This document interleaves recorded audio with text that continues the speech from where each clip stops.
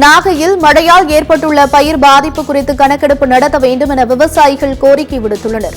நாகை மாவட்டத்தில் வடகிழக்கு பருவமழை காரணமாக 10 நாட்களுக்கு மேல் கனமழை பெய்தது. இதனால் கதிர்விடும் தருவாயில் இருந்த சம்பா பயிர்கள் மழைநீரில் மூழ்கின. அதன் காரணமாக மகசூல் பாதிக்கப்பட்டு பெரும் இழப்பு ஏற்படும் என விவசாயிகள் கவலையடைந்துள்ளனர். வேதாரண்யம், தலைஞாயிறு, வெள்ளப்பள்ளம், கீழையூர், திருக்குவளை ஆகிய பகுதிகளில் சுமார் 40,000 ஏக்கர் பயிர்கள் அழுக தொடங்கியுள்ளது என்றும் மழையால் ஏற்பட்டுள்ள பயிர் பாதிப்பு குறித்து கணக்கெடுப்பு நடத்த வேண்டும் எனவும் கோரிக்கை விடுத்துள்ளனர்.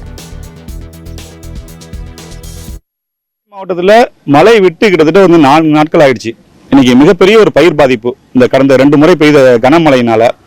ஆனா இதுவரைக்கும் இந்த மாவட்ட நிர்வாகம் இதை பத்தி கண்டுக்கவும் இல்லை, வேளாண்மை துறையும் இதை என்னன்னு கூட பார்க்கவும் இல்லை. பார்த்தீங்கன்னா நாகப்பட்டினம் மாவட்டத்தில் மட்டும் பெய்த மழை கிடையாது.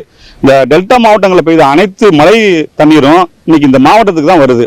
பயிர்கள்லாம் முழுகி இன்னைக்கு கதிர் வரக்கூடிய சூழ்நிலை இருக்கக்கூடிய பயிர்கள்லாம் இன்னைக்கு சாஞ்சு அழுக தொடங்கி இருக்கு. மிகப்பெரிய ஒரு வேதனையா இருக்கு. எப்ப கணக்கெடுப்பு பணியை மேற்கொள்றது? பாதிப்பெல்லாம் மறைந்த பிறகு கணக்கெடுப்பு பணியை துவங்குறதா?